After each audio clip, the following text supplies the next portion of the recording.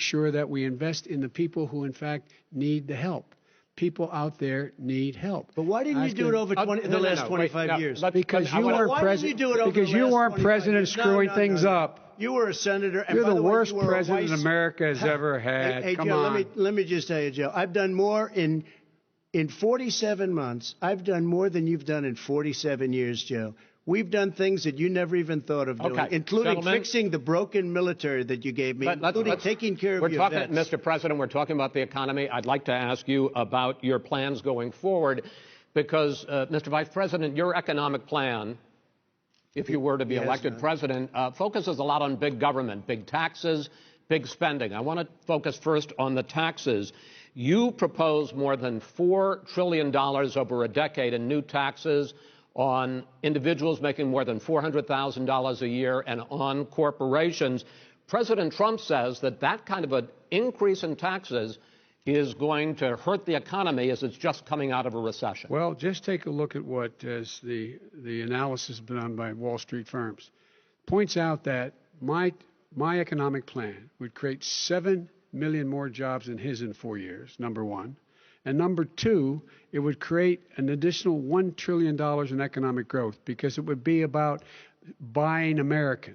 That we're going to make this federal government spend $600 billion a year on everything from ships to steel to buildings and the like. And under my proposal, we're going to make sure that every penny of that has to be made by a company. But respectfully, sir, I'm talking about taxes, not spending. By the way, I'm going to eliminate a significant number of the tax. I'm going to make the corporate tax 28%. It shouldn't be 21%. You have 91 companies, in the Fortune 500 who don't pay a single penny in tax, making billions of dollars. Why didn't you do it before when you were vice president with Obama? Because you, in fact, passed that.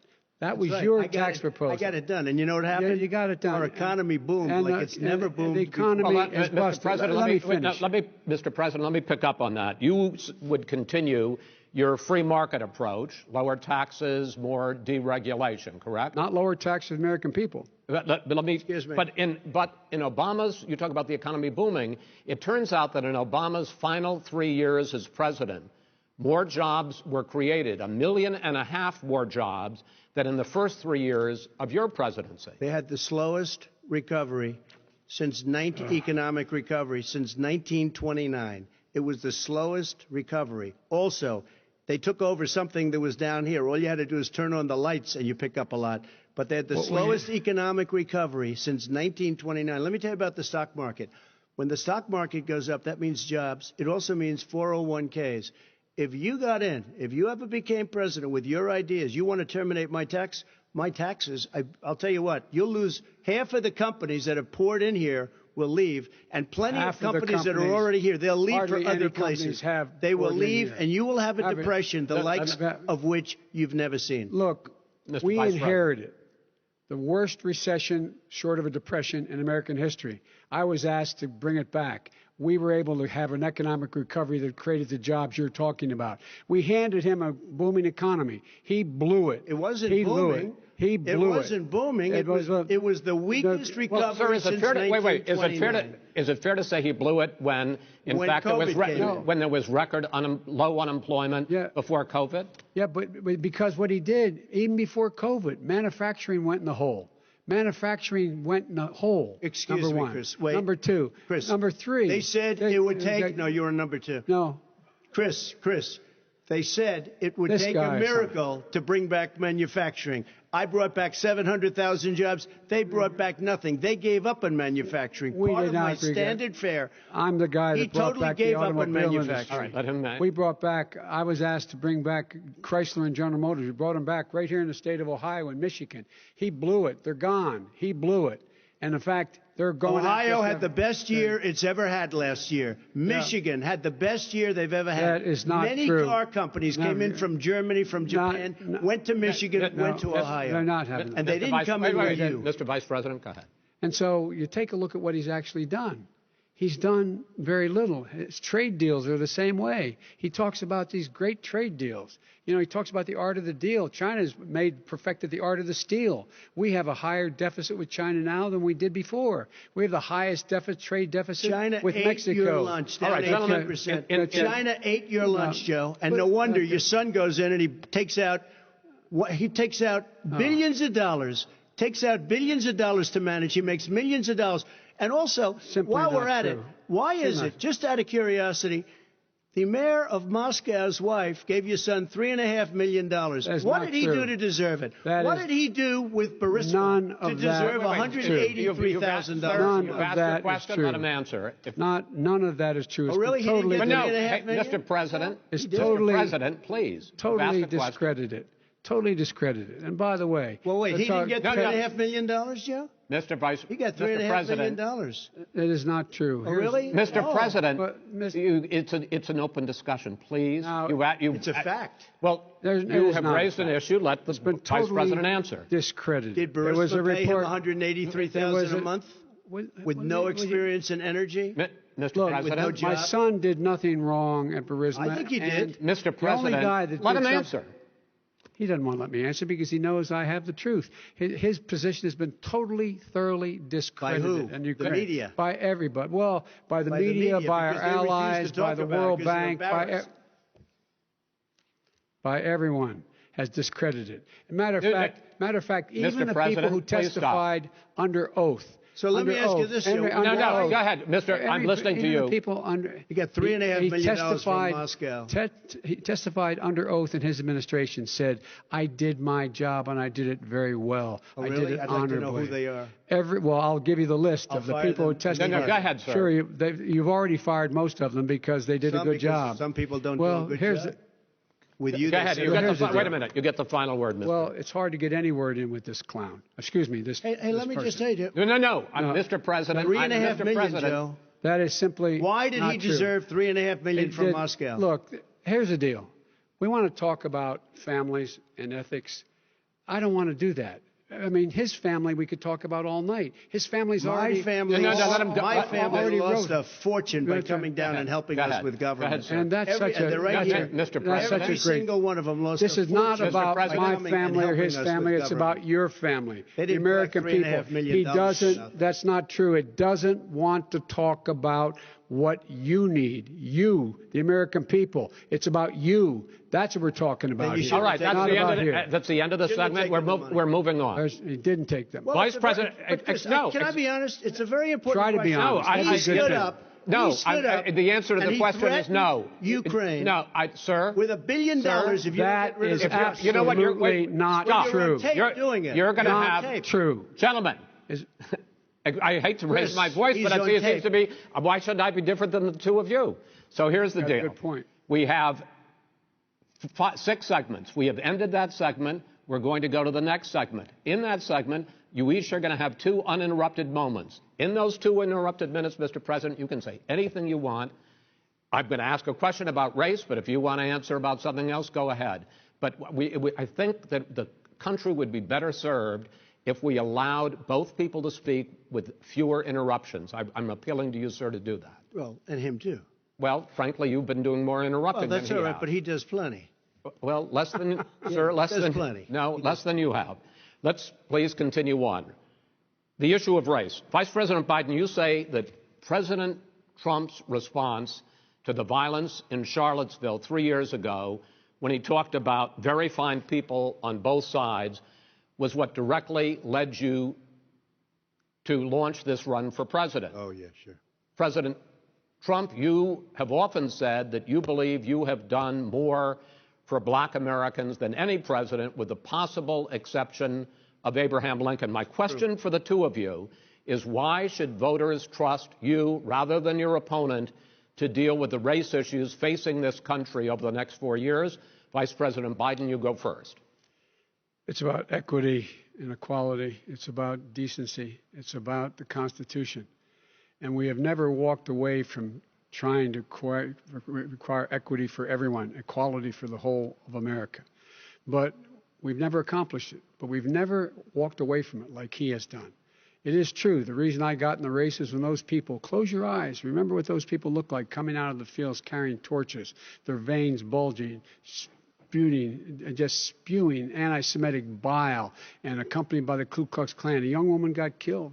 And they asked the president what he thought. He said there were very fine people on both sides. No president's ever said anything like that. It is whose now, 2 minutes, sir. Second point I'd make to you is that when Floyd was killed, when Mr. Floyd was killed, there was a peaceful protest in front of the White House.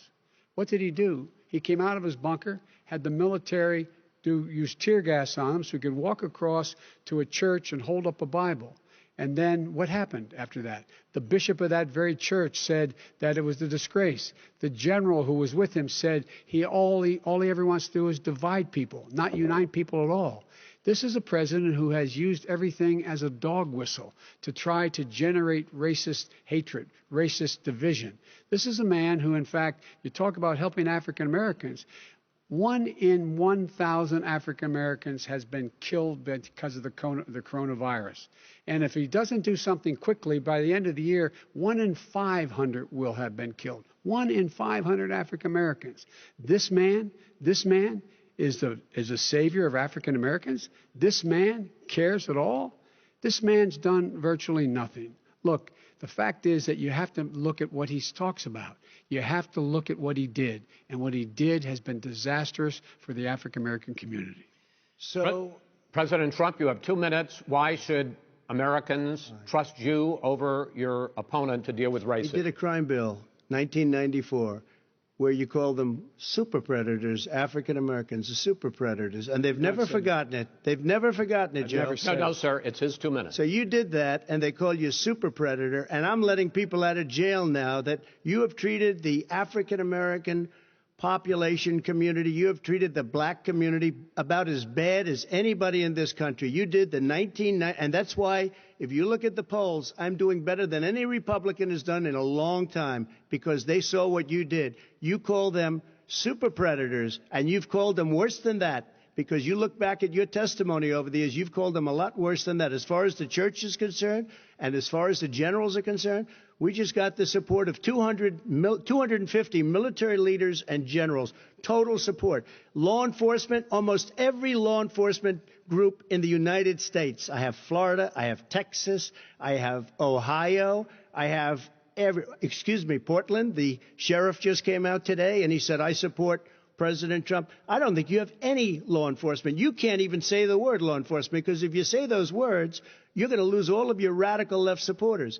And why aren't you saying those words, Joe? Why don't you say the words law enforcement? Because you know what? If they called us in Portland, we would put out that fire in a half an hour, but they won't do it because they're run by radical left Democrats. If you look at Chicago, if you look at any place you want to look, Seattle, they heard we were coming in the following day, and they put up their hands, and we got back Seattle. Minneapolis, we got it back, Joe, because we believe in law and order, but you don't. The top 10 cities and just about the top 40 cities are run by Democrats and in many cases radical left. And they've got you wrapped around their finger, Joe, to a point where you don't want to say anything about law and order. And I'll tell you what, the people of this country want and demand law and order, and you're afraid to even say it. All right. I want to return to the question of race.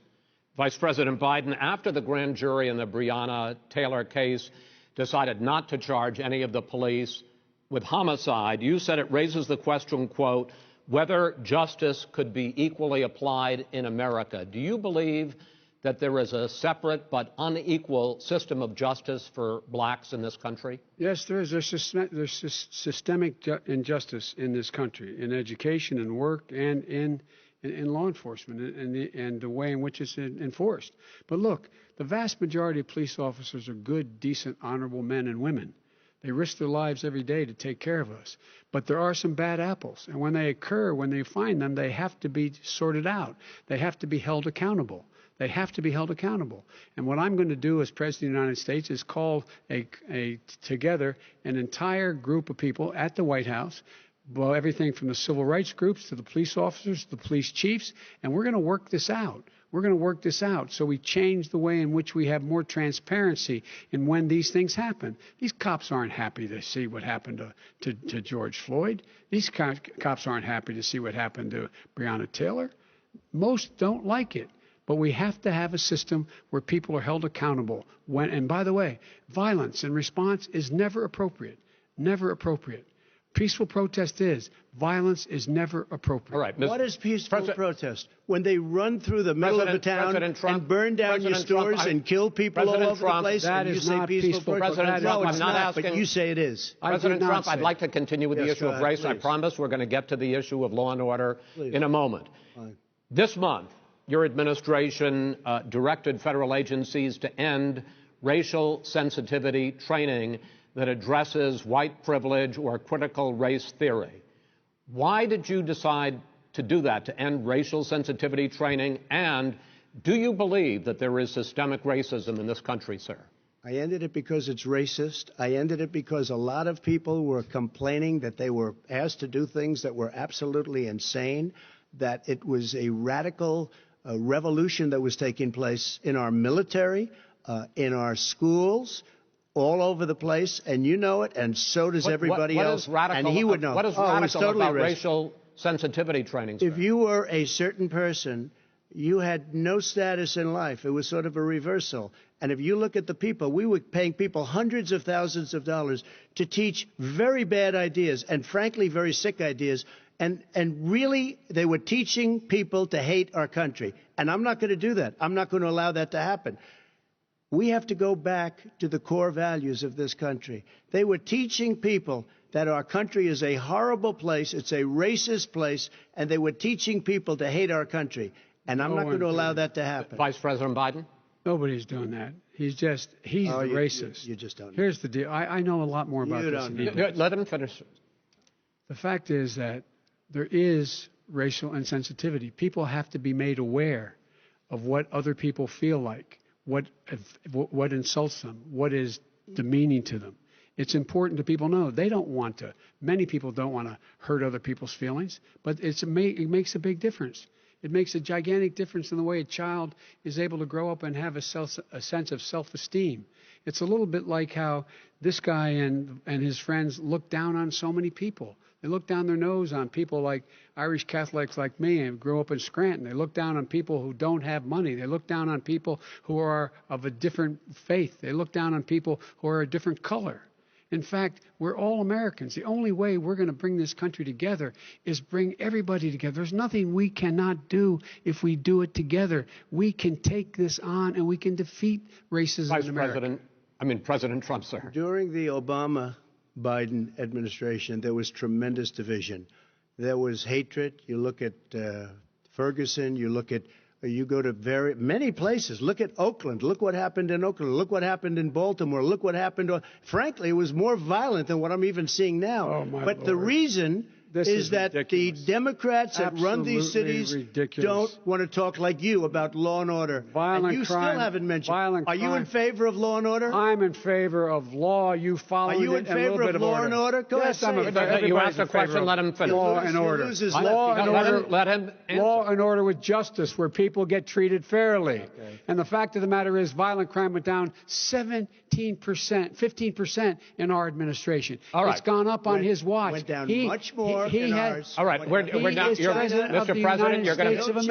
Mr. President, every record in the book. Mr. President, you're going to be very happy because we're now going to talk about law and order. Places we had trouble were Democratic-run cities. That's exactly my question. There has been a dramatic increase in homicides in America this summer, particularly, and you often blame that on Democratic mayors and Democratic governors, but in fact there have been equivalent spikes in Republican-led cities like Tulsa and Fort Worth.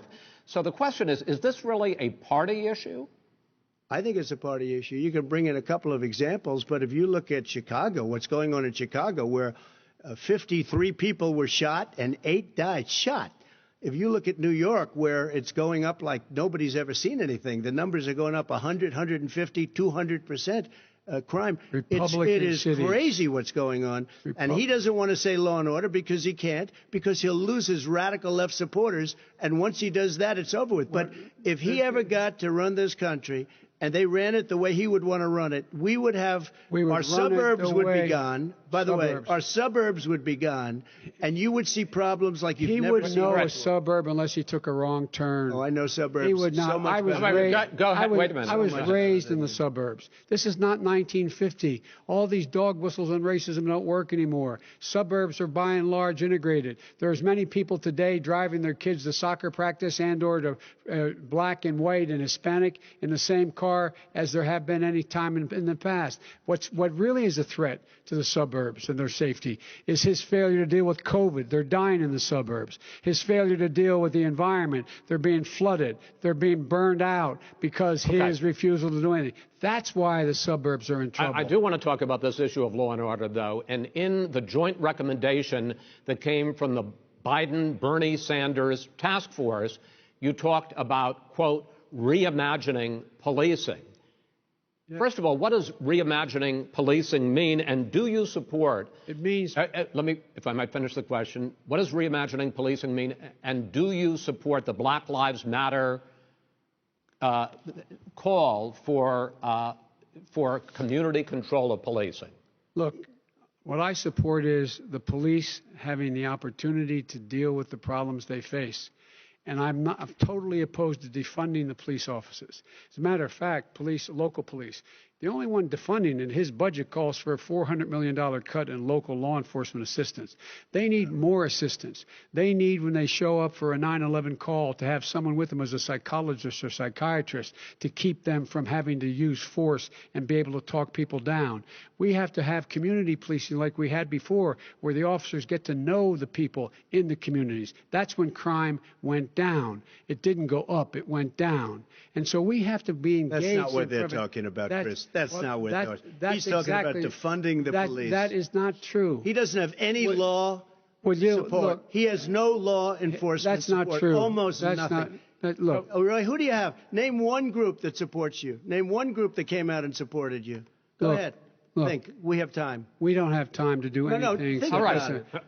Name one law enforcement group that came out and supported gentlemen, you. I think I'm going to take back the moderator's role, and I want to get to another subject, which is the issue of protests in many cities that have turned violent. In Portland, Oregon, especially, we had more than 100 straight days of protests, which I think you would agree. You talk about peaceful protests. Many of those turned into riots. Mr. Vice President, you say that people who commit crimes should be held accountable. The question I have, though, is, as the Democratic nominee, and earlier tonight you said that you are the Democratic Party right now, have you ever called the Democratic mayor of Portland or the Democratic governor of Oregon and said, hey, you got to stop this, bring in the National Guard, do whatever it takes, but you stop the days and months of violence in Portland? I don't hold public office now. I am a former vice president. I've made it clear in my public statements that the violence should be prosecuted. It should be prosecuted, and anyone who commits it. But you've never called for the people, the leader. Excuse me, sir. You had never called for the leaders in Portland and in Oregon to bring in the National Guard and knock off 100 days of riots. They can, in fact, take care of it if he just stay out of the way. Look here. Oh, really? Really? Here's the thing. I sent in the U.S. Marshals to get the killer of the young man in the middle of the street. They shot him, and for 3 days, President Trump Portland wouldn't do anything. I had to send in the U.S. Marshals. They took care of business. Go ahead, sir. And by the way, his own former spokesperson said, riots and chaos and violence help his cause. That's what this is all about. I don't know who said that. I do. Who? I think Kellyanne Conway. I don't think she said that. She said that. And so here's the all right. But here's the point. The point is that's what he keeps trying to rile everything up. He doesn't want to calm things down. Instead of going in and talking to people and saying, let's get everybody together, figure out how to deal with this. What's he do? He just pours gasoline in the fire constantly, and every single solitary time. Okay, and to end this, button up this segment, I'm going to give you a minute to answer, sir. You have repeatedly criticized. I have to answer his statement. No, you have repeatedly. Wait, no, you've been talking back and forth. He made a statement. I'm asking you. I would love to end it. Sir, I would love to end it. if you want to switch seats, We would very quickly. We could do that, but I'd send in the National Guard, it would be over. There'd be no problem. Okay. But they don't want to accept the National Guard. You have repeatedly criticized the Vice President for not specifically calling out Antifa and other left-wing extremist groups. But are you willing tonight to condemn white supremacists and militia groups and to say that they need to stand down and not add to the violence in a number of these cities, as we saw in Kenosha and as we've seen in Portland? Sure, are you I'm prepared willing to do specifically that, but do it? Well, go ahead, sir. I would say almost everything I see is from the left wing, not from the right wing. So what are you saying? I'm willing to do anything. I want to see peace. Then do it, sir. Say it. Do it. Say it. Do you want to call them? What do you want to call them? Give me a name. Give me a white name. Supremacists and who would you like me to condemn? White supremacists and right Proud militia. Boys, stand back and stand by. But I'll tell you what. Somebody's got to do something about Antifa and the left, because this is not a right-wing problem. This is a left-wing. FBI director This is a left-wing problem. White supremacists. Antifa's an idea, not an organization. Oh, you got it. Not militia. That's what his FBI. FBI director said. Well, then you know what? No, we're done, sir. We're moving on to the next. We're moving. When a bat hits you over the head, that's not an idea. Everybody Antifa in your administration tells you the truth has a bad idea. Can I tell you what? You have no idea. Antifa is a dangerous, all right, radical gentlemen, group. We're now moving on to the Trump and Biden records. They'll overthrow you. When a president, I'm going to ask a question. When the president seeks a second term, it is generally a referendum on his record. But Vice President Biden, you like to quote one of your dad's sayings, which is, don't compare me to the Almighty, compare me to the alternative. And in this case, sir, you are the alternative. Looking at both of your records, I'm going to ask each of you, why should voters elect you president over your opponent? In this segment, President Trump, you go first, 2 minutes. Because there has never been an administration or president who has done more than I've done in a period of 3.5 years. And that's despite the impeachment hoax. And you saw what happened today with Hillary Clinton, where it was a whole big con job. But despite going through all of these things, where I had to fight both flanks and behind me and above, there has never been an administration that's done what I've done. The greatest, before COVID came in, the greatest economy in history, lowest unemployment numbers. Everything was good. Everything was going. And by the way, there was unity going to happen. People were calling me for the first time in years. They were calling and they were saying, it's time maybe. And then what happened? We got hit, but now we're building it back up again. A rebuilding of the military, including Space Force and all of the other things. A fixing of the VA, which was a mess under him. 308,000 people died because they didn't have proper health care. He was a mess. And we now got a 91% approval rating at the VA, our vets. We take care of our vets. But we've rebuilt our military. The job that we've done, and I'll tell you something, some people say maybe the most important. By the end of the first term, I'll have approximately 300 federal judges and Court of Appeals judges, 300, and hopefully 3 great Supreme Court justices. That is a record, the likes of which very few people, and you know one of the reasons I'll have so many judges? Because President Obama and him left me 128 judges to fill. When you leave office, you don't leave any judges. That's like you just don't do that. They left 128 openings, and if I were a member of his party, because they have a little different philosophy, I'd say if you left us 128 openings, you can't be a good president. You can't be a good vice president. But I want to thank you because it gives us almost, it'll probably be above that number by the end of this term. 300 judges. It's a record. Looking at both your records, why should voters elect you president as opposed to President Trump? You have 2 minutes uninterrupted. Under this president, we become weaker, sicker, poorer, more divided, and more violent. When I was vice president, we inherited a recession. I was asked to fix it. I did. We left him a booming economy, and he caused the recession. With regard to being weaker, the fact is that I've gone head-to-head with Putin and made it clear to him we're not going to take any of his stuff. He's Putin's puppy. He still refuses to even say anything to Putin about the bounty on the heads of American soldiers. Your son got $3.5 million. And by the way, my son... Wait a minute. Mr. President, your campaign agreed to both sides would get 2-minute answers uninterrupted. Well, your side agreed to it, and why don't you observe what your campaign agreed to as a ground rule, okay, sir? He never keeps his word. Can you add No, back no, I'm not asking. That was a rhetorical question. Can you Go add ahead, back sir. 30 seconds? Yeah, yes, okay. you may have. All right. Go ahead. So, thirdly, we're poor. The billionaires have gotten much more wealthy by a tune of over $300 to $400 billion more just since COVID.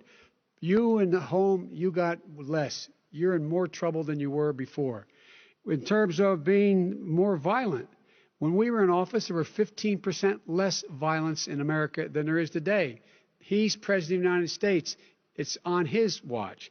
And with regard to more divided, the nation can't stay divided. We can't be this way. And speaking of my son, the way you talk about the military, the way you talk about them being losers and being and just being suckers. My son was in Iraq. He spent a year there. He got the Bronze Star. He got the Conspicuous Service Medal. He was not a loser. He was a patriot, and the people left behind there were heroes. Really? And I resent. Are you talking like about hell. Hunter? Are you talking about Hunter? I'm talking about my son, Beau Biden. You're talking about. I don't know Beau. I know Hunter. Yeah, Hunter you know got Beau. Hunter got thrown out of the military. He was thrown out, dishonorably discharged. That's not true. He For wasn't dishonorably. cocaine use. And he didn't have a job until you became vice president. And once you None became of that vice is president, true. he made a fortune in Ukraine, in China, in Moscow, That is simply and various not other places. true. He My made a son, fortune. my son, and he didn't have a job. My son, like a lot of people we know at home, had a drug problem. He's overtaken it. He's fixed it. He's worked on it, and I'm proud of him. But why was he given tens of millions? All right, but he wasn't given tens of millions. That is totally discredited. We've already been totally discredited. We've already been through this. I think the American people would rather hear about more substantial subjects. Well, you know, as the moderator, sir, I'm going to make a judgment call here. $3.5 million from the mayor of Moscow. Let's talk about not true. Gentlemen, that report is totally discredited. Mitt Romney on that committee said it wasn't worth taxpayers' money, that report. It was written for political reasons. You know, I'd like to talk about climate change. So would I. Okay.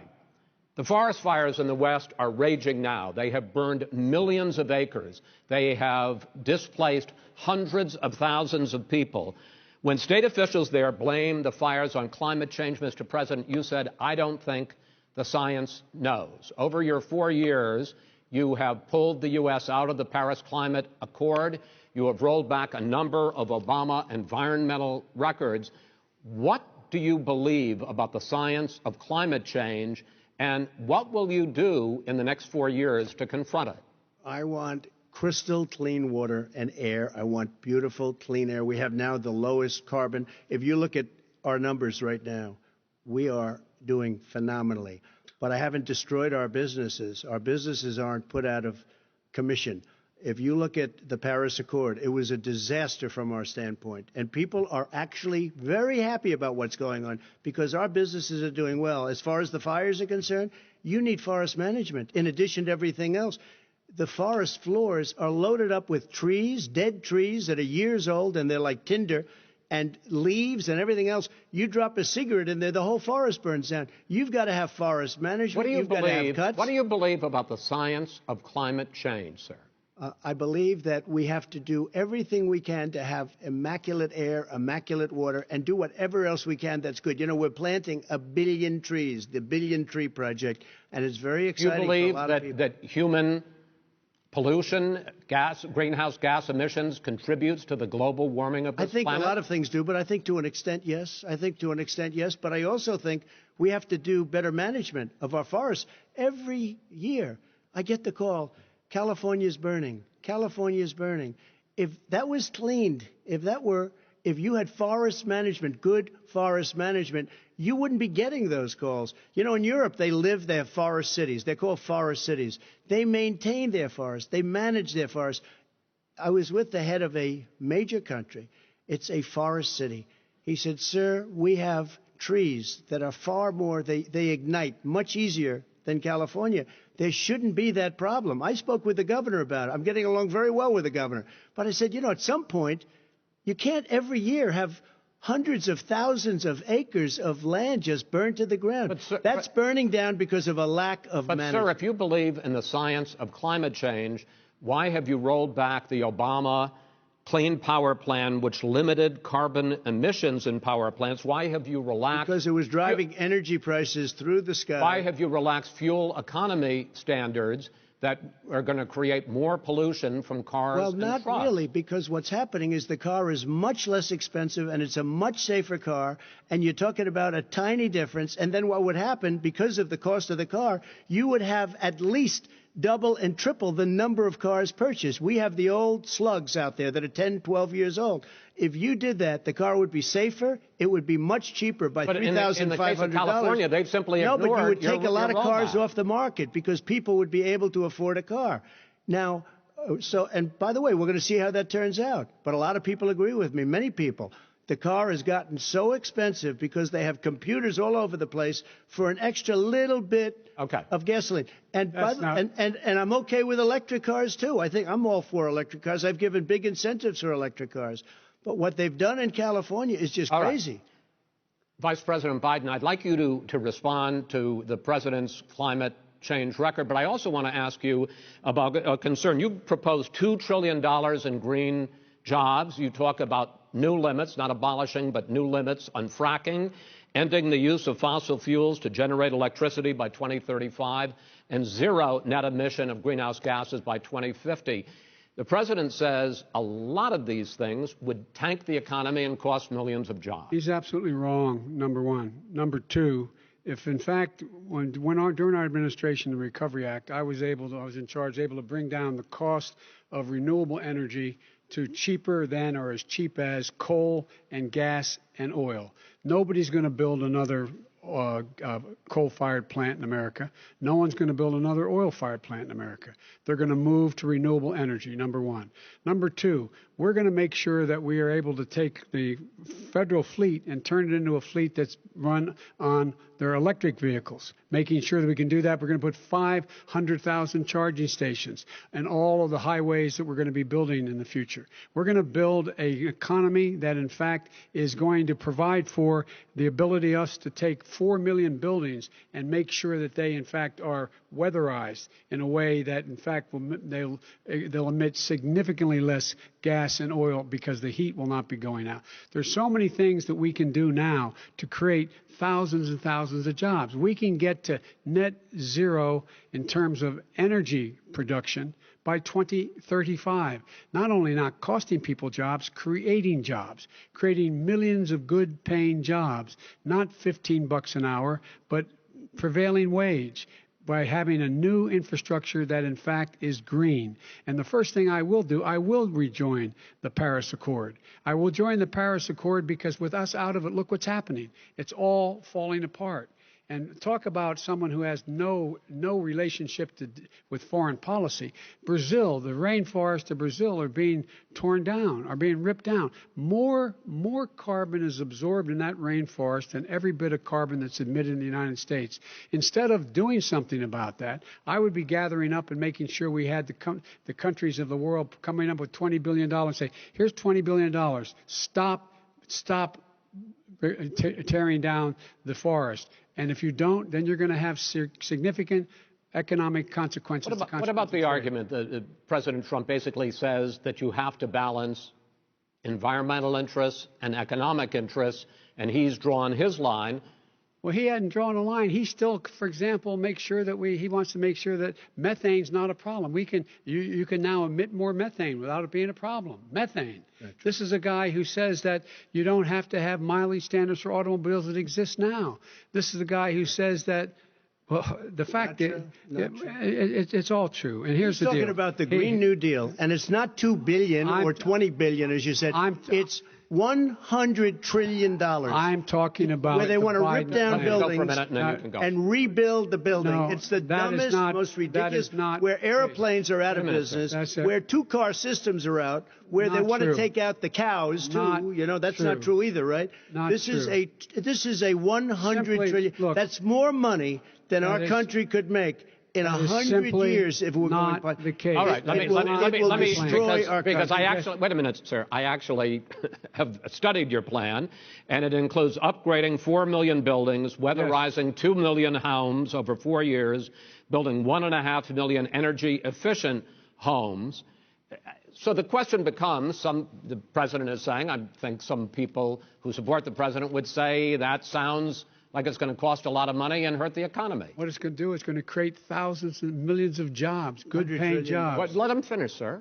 He doesn't know how to do that. $100 billion. The fact is, it's going to create millions of good-paying jobs, and these tax incentives for people to weatherize, which he wants to get rid of. It's going to make the economy much safer. Look how much we're paying now to deal with the hurricanes. By the way, he has an answer for hurricanes. He said maybe we should drop a nuclear weapon on them. They may. I never said that. At all. He did say. You made it up. And here's the deal. You make up. We are going to be in a position where we can create hard, good jobs by making sure the environment is clean and we all are in better shape. We spend billions of dollars on floods, hurricanes, rising seas. We're in real trouble. Look what's happened just in the Midwest with these storms that come through and wipe out entire sections and counties in Iowa. That didn't happen before. They're because of global warming. We make up 15% of the world's problem. But the rest of the world, we've got to get them to come along. That's why we have to get back into the Paris Accord. All right, gentlemen. Wait a minute, Chris. So why didn't he do it for 47 years? You were vice president. Why didn't you get the world? China sends up real dirt into the air. Russia does. India does. They all do. We're supposed to be good. And by the way, he made a couple of statements. The Green New Deal is $100 trillion. That is not not my plan. That's the Green New you want to Deal rebuild every is building. Not my plan. You want to rebuild every. If he knew anything about, he made a statement about the military. He said I said something about the military. He and his friends made it up, and then they went with it. I never said it. Okay. That is what not he true. did Sir, is you're he done said in this segment. he called the military Mr. Vice President, stupid bastards. I and did he said not it on say tape. He said Mr. stupid Please, bastards. He said it. Stop. I would never say that. Play to it. Play it. Go ahead. Mr. Vice President, answered his final question. The final question is, I can't remember which of all his rantings was the final question. I'm having a little trouble myself. But and about the economy and about this question of what it's going to cost. The economy. I mean, the Green New Deal and the idea of what your environmental changes will do. The Green New Deal will pay for itself as we move forward. We're not going to build plants that, in fact, are great polluting plants. So do you We're support the Green New Deal? Pardon me? Do you support No, I don't support the Green New Deal. Oh, you don't? Oh, well, that's a big statement. I support the radical left. I support the Biden plan that I put forward. Okay. The Biden plan, which is different than what he calls the radical Green New Deal. All right, gentlemen, final segment, election integrity. As we meet tonight, millions of Americans are receiving mail-in ballots or going to vote early. How confident should we be that this will be a fair election, and what are you prepared to do over the next 5+ weeks, because it'll not only be to Election Day, but also counting some ballots, mail-in ballots after Election Day. What are you prepared to do to reassure the American people that the next president will be the legitimate winner of this election? In this final segment, Mr. Vice President, you go first. Prepared to let people vote. They should go to iwillvote.com. Decide how they're going to vote, when they're going to vote, and what means by which they're going to vote. His own Homeland Security Director, and as well as the FBI Director, says there is no evidence at all that mail-in ballots are a source of being manipulated and cheating. They said that. The fact is that there are going to be millions of people because of COVID that are going to be voting by mail-in ballots, like he does, by the way. He sits behind the Resolute desk and sends his ballot to Florida, number one. Number two, we're going to make sure that those people who want to vote in person are able to vote because enough poll watchers are there to make sure they can socially distance. The polls are open on time, and the polls stay open until the votes are counted. And this is all about trying to dissuade people from voting because he's trying to scare people into thinking that it's not going to be legitimate. Show up and vote. You will determine the outcome of this election. Vote vote, vote. If you're able to vote early in your state, vote early. If you're able to vote in person, vote in person. Vote whatever way is the best way for you, because he cannot stop you from being able to determine the outcome of this election. And in terms of whether or not, when the votes are counted, and they're all counted, that will be accepted. If I win, that will be accepted. If I lose, that'll be accepted. But by the way, if in fact he says he's not sure what he's going to accept, well, let me tell you something. It doesn't matter, because if we get the votes, it's going to be all over. He's going to go. He can't stay in power. It won't happen. It won't happen. So vote. Just make sure you understand you have it in your control to determine what this country is going to look like the next 4 years. Is it going to change? You're going to get 4 more years of these lies. Mr. President, 2 minutes. So when I listened to Joe talking about a transition, there's been no transition from when I won. I won that election. And if you look at crooked Hillary Clinton, if you look at all of the different people, there was no transition, because they came after me trying to do a coup. They came after me spying on my campaign. They started from the day I won, and even before I won, from the day I came down the escalator with our First Lady. They were a disaster. They were a disgrace to our country. And we've caught them. We've caught them all. We've got it all on tape. We've caught them all. And by the way, you gave the idea for the Logan Act against General Flynn. You better take a look at that, because we caught you in a sense. And President Obama was sitting in the office. He knew about it, too. So don't tell me about a free transition. As far as the ballots are concerned, it's a disaster. A solicited ballot, okay, solicited is okay. You're soliciting, you're asking, they send it back, you send it back. I did that. If you have an unsolicited, they're sending millions of ballots all over the country. There's fraud. They found them in creeks. They found some with the name Trump, just happened to have the name Trump just the other day in a waste paper basket. They're being sent all over the place. They sent 2 in a Democrat area. They sent out 1,000 ballots. Everybody got 2 ballots. This is going to be a fraud like you've never seen. The other thing, it's nice on November 3rd, you're watching and you see who won the election. And I think we're going to do well, because people are really happy with the job we've done. But you know what? We won't know. We might not know for months, because these ballots are going to be all over. Take a look at what happened in Manhattan. Take a look at what happened in New Jersey. Take a look at what happened in Virginia and other places. They're not losing 2%, 1%, which, by the way, is too much. An election could be won or lost with that. They're losing 30 and 40%. It's a fraud, and it's a shame. And can you imagine where they say you have to have your ballot in by November 10th? November 10th. That means that's 7 days after the election, in theory, should have been announced. Okay. We have major states with that. Sir, all run by Democrats. 2 minutes is 2 minutes. All run by Democrats. It's President Trump, it's a rigged election. You're going to be able to continue. You have been charging for months that mail-in balloting is going to be a disaster. You say it's rigged, that it's going to lead to fraud. But in 2018, in the last midterm election, 31 million people voted mail-in voting. That was a quarter, more than a quarter of all the voters that year cast their ballots by mail. Now that millions of mail-in ballots have gone out, what are you going to do about it? And are you counting on the Supreme Court, including a Justice Barrett, to settle any dispute? Yeah, I think I'm counting on them to look at the ballots, definitely. I hope we don't need them in terms of the election itself. But for the ballots, I think so. Because what's happening is incredible. I read today, where at least 1% of the ballots for 2016 were invalidated. They take them. We don't like them. We don't like them. But what are you going to do about it? There are millions of ballots going out right now. What you do is you go and vote. You do a solicited ballot, and that's okay, or you go and vote. I'm asking you about the fact that millions of people... You go and vote. You go and vote. But what I'm saying is, like they used to in the old... Millions of people... You either do, Chris, a solicited ballot where you're sending it in, they're sending it back, and you're sending... They have mailmen with lots of it. Did you see what's going on? Take a look at West Virginia, mailmen selling the ballots. They're being sold. They're being dumped in rivers. This is a horrible thing for our country. This is not going to end well. There is no evidence. This is not going to end well. 5 states have had mail-in ballots for the last decade or more. 5, including 2 Republican states. And you don't have to solicit the ballot. It's sent to you. It's sent to your home. What they're saying is that it has to be a postmark by the time by Election Day. If it doesn't get in till the 7th, 8th, 9th, it still should be counted. He's just afraid of counting the votes because You're wrong. You're wrong. I want to continue with you on this, Vice President Biden. Chris, he's so wrong when he makes a statement like that. Excuse me. Vice President Biden, the biggest problem, in fact, over the years with mail-in voting has not been fraud historically.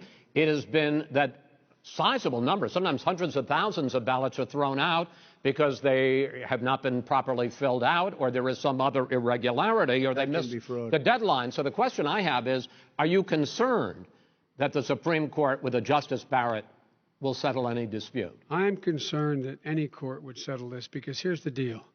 When you get a ballot and you fill it out, you're supposed to have an affidavit. If you didn't know, you have someone say that this is me.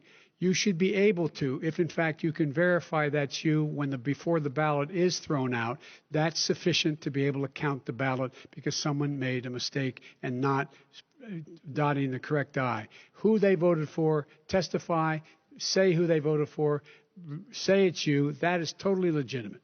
All right. Excuse me, Chris, when you have 80 million ballots, I have a final Senate question. And swamping the system, you know it can't be done. You know it can't, and already there's been fraud. Now, mail service delivers 185 million pieces of mail a day. In 8 states, we can keep talking. In 8 states, election workers are prohibited, currently by law, 8 states, from even beginning to process ballots, even take them out of the envelopes and flatten them until Election Day. That means that it's likely, because there's going to be a huge increase in mail-in balloting, that we are not going to know on election night who the winner is, that it could be days, it could be weeks, could be months, until we find out who the new president is. So first for you, sir, finally for the Vice President, I hope neither of you will interrupt the other. Will you urge your supporters to stay calm during this extended period, not to engage in any civil unrest? And will you pledge tonight that you will not declare victory until the election has been independently certified? President Trump, you go first. I'm urging my supporters to go into the polls and watch very carefully, because that's what has to happen. I am urging them to do it. As you know, today there was a big problem. In Philadelphia, they went in to watch. They were called poll watchers, a very safe, very nice thing. They were thrown out. They weren't allowed to watch. You know why? Because bad things happen in Philadelphia, bad things. And I am urging my people. I hope it's going to be a fair election. If it's a fair election, I am 100% on board. But if I see tens of thousands of ballots being manipulated, I can't go along with that. And I'll tell you what, does that mean, from a common sense, does that mean you're going to tell your people to take to the street? It means you have a fraudulent election. You're sending out 80 million ballots. They're not equipped to. These people aren't equipped to handle it. Number one. Number two, they cheat. They cheat. Hey, they found ballots in a waste paper basket 3 days ago, and they all had the name military ballots. They were military. They all had the name Trump on them. Vice President you think Biden, that's good? Vice President Biden, final question for you. Will you urge your supporters to stay calm while the vote is counted, and will you pledge not to declare victory until the election is independently certified? Yes, and here's the deal. We count the ballots, as you pointed out. Some of these ballots in some states can't even be opened until Election Day. And if there's thousands of ballots, it's going to take time to do it. And by the way, our military, they've been voting by ballots since the end of the Civil War, in effect. And that's what's going to happen. Why was it not? Why is it for them somehow not fraudulent? It's the same process. It's honest. No one has established at all that there is fraud related to mail-in ballots, that somehow it's a fraudulent process. It's already been established. Take a look at Carolyn Maloney's race. You had an opportunity to respond. Look at Carolyn Maloney. Go ahead. They have no idea what happened. Vice President Biden, go ahead. He has no idea what he's talking about. Here's the deal. The fact is, I will accept it, and he will too. You know why? Because once the winner is declared, after all the ballots are counted, all the votes are counted, that'll be the end of it. That'll be the end of it. And if it's me, in fact, fine. If it's not me, I'll support the outcome.